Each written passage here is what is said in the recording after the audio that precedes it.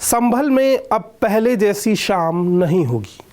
संभल पश्चिमी उत्तर प्रदेश का एक इलाका है जो ना तो पूरी तरह से शहरी है ना पूरी तरह से ग्रामीण है।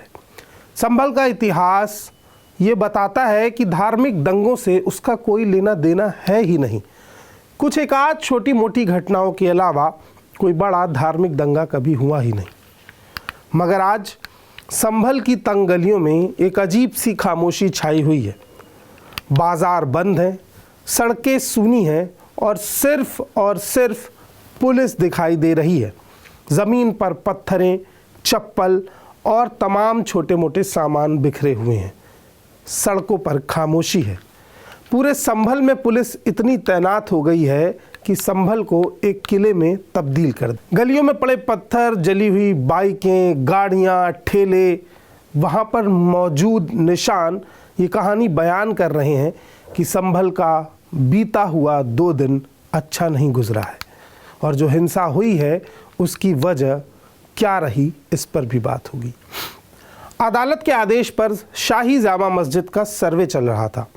रविवार की सुबह जब सर्वे की टीम शाही जामा मस्जिद पहुंची तो माहौल शांत था, पुलिस बल साथ था और मस्जिद के बाहर कुछ स्थानीय लोग इकट्ठा थे। लेकिन कुछ देर में वहां का माहौल बदलने लगा। मुस्लिम पक्ष ने आरोप लगाया कि सर्वे के दौरान जय श्री राम के नारे लगाए गए, जिससे समुदाय के युवक भड़क गए। देखते ही देखते ये बहस हिंसा और झड़प में बदल गई। पथराव शुरू हो गया और हालात इतने बिगड़ गए कि गोलीबारी तक हो गई। पुलिस ने दावा किया कि उन्होंने गोली नहीं चलाई है, लेकिन स्थानीय लोगों का कहना है कि पुलिस की गोली से 4 लोग, जिनमें पहले का नाम बिलाल, दूसरा नईम, तीसरा कैफ और एक 16 वर्षीय अयान शामिल है, इनकी मौत हुई है। मुरादाबाद रेंज के डीआईजी मुनिराज जी ने कहा कि पुलिस ने गोली नहीं चलाई है, लेकिन सोशल मीडिया पर मौजूद ये वीडियो ये बताता है कि डीआईजी की बात में कितनी सच्चाई है।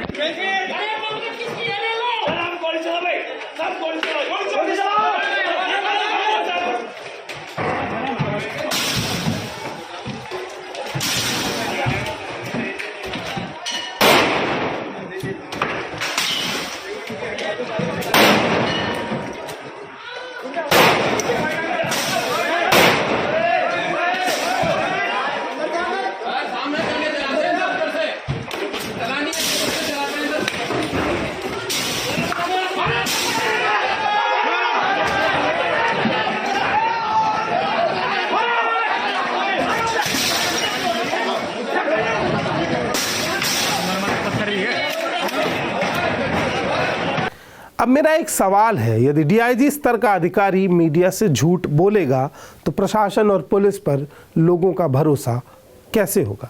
इस वीडियो में गोली की आवाज़, पुलिस के द्वारा कहना कि गोली चलाओ और भगदड़ साफ देखी जा सकती है। अब जानना होगा कि यह विवाद शुरू कैसे हुआ। ये कहानी वहाँ से शुरू होती है जब ऋषिराज नाम के व्यक्ति ने जिला अदालत में याचिका दायर की। उनका दावा था कि शाही जामा मस्जिद दरअसल एक प्राचीन हिंदू मंदिर के अवशेषों पर बनी है। याचिकाकर्ता ने अदालत में 2 ऐतिहासिक किताबों, पहली बाबरनामा और दूसरी आईन अकबरी का हवाला दिया। साथ ही भारतीय पुरातत्व सर्वेक्षण ASI की एक रिपोर्ट को आधार बनाया। अदालत ने इस दावे की सत्यता जांचने के लिए मस्जिद का सर्वे करने का आदेश दे दिया। सर्वे के लिए एडवोकेट कमीशन का गठन हुआ और वीडियोग्राफी के माध्यम से सबूत जुटाने की प्रक्रिया शुरू हुई। हिंदू पक्ष का कहना था कि मस्जिद के नीचे एक मंदिर था जिसे 1529 में बाबर के आदेश पर तोड़ा गया और वहां मस्जिद बनाई गई। उनके अनुसार यह स्थान हरिहर मंदिर था जो दशावतार में से एक कल्कि अवतार का केंद्र है।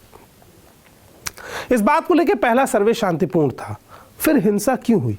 यह सारा विवाद तब शुरू हुआ जब संभल जिला कोर्ट में ऋषिराज नाम के शख्स ने जिला कोर्ट में याचिका दायर करते हुए दावा किया कि शाही जामा मस्जिद हिंदू देवता के मंदिर के ऊपर बना है और इसकी सत्यता के लिए सर्वे होना चाहिए। इसके बाद जिला अदालत ने सर्वे का निर्देश जारी किया।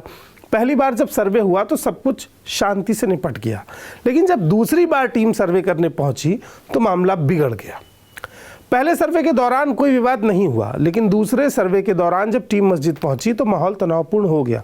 मुस्लिम पक्ष का आरोप है कि सर्वे करने जब टीम गई तो उनके साथ कुछ लोग थे जो जय श्री राम के नारे लगा रहे थे। इससे मुस्लिम लड़के भी बाहर आए और बहस में मामला बिगड़ गया।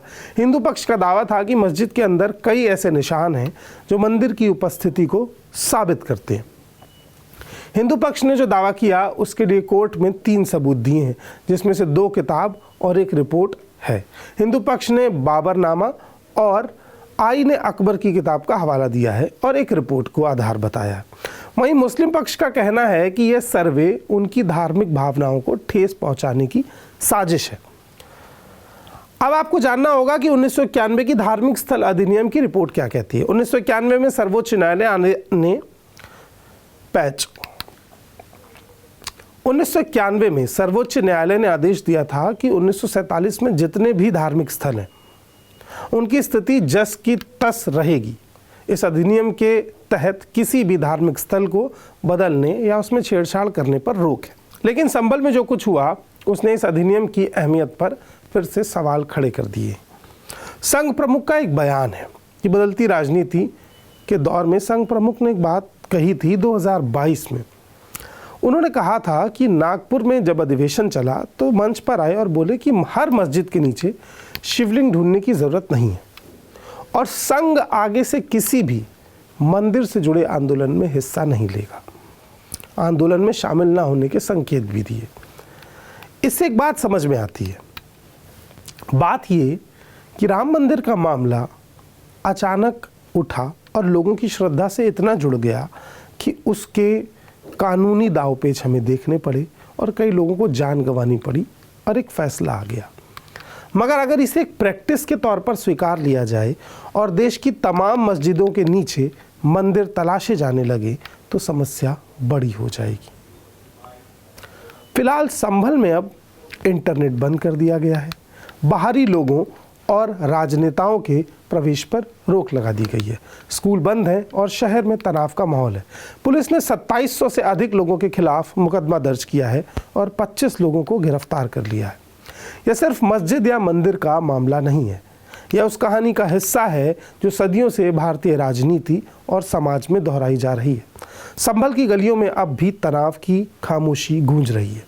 सच क्या है ये तो जांच के बाद ही पता चलेगा, लेकिन इस घटना ने इतिहास, धर्म, राजनीति के बीच जटिलता की कड़ी को एक बार फिर से सामने लाकर रख दिया है। इस घटना का एक मुस्लिम पक्ष भी है जो नदीम खान लिखते हैं। संभल मामले पर नदीम खान क्या लिखते हैं? वो लिखते हैं, जामा मस्जिद, जिसे बाबरी मस्जिद भी कहा जाता है, संभल के सबसे पुराने स्मारकों में से एक है। ये मस्जिद 1528 में सम्राट बाबर के आदेश के तहत मीर बेग द्वारा बनाई गई थी। यह बात इसे और भी ऐतिहासिक बना देती है। हम यहाँ 500 साल से नमाज पढ़ रहे हैं। अचानक 19 नवंबर को जिला न्यायालय एक आदमी की याचिका पर सर्वे करने का फैसला सुना देता है जो रहता लखनऊ में है और बनारस, मथुरा से लेकर 100 मस्जिदों के खिलाफ याचिका लगाए हुए है। ऑर्डर के 1 हफ्ते का टाइम दिया जाता है, लेकिन बगैर मुस्लिम पक्ष को सूचित किए हुए 1 घंटे के अंदर पुलिस प्रशासन दल बल के साथ चला जाता है। 2 घंटे का सर्वे होता है। उसके बाद ऑर्डर की कॉपी मुस्लिम पक्ष के हाथ लगती है। बहरहाल सर्वे होता है, कोई हो हल्ला नहीं। इसके बाद मुस्लिम पक्ष की कई मीटिंग होती हैं। हाई कोर्ट का मामला तय होता है। अचानक आज सुबह एक जुलूस के साथ नारे लगाते हुए भीड़ के साथ सर्वे टीम मंदिर के अंदर जाती है। नारेबाजी चलती है, उत्तेजक नारे लगाए जाते हैं और विवाद की शुरुआत होती है।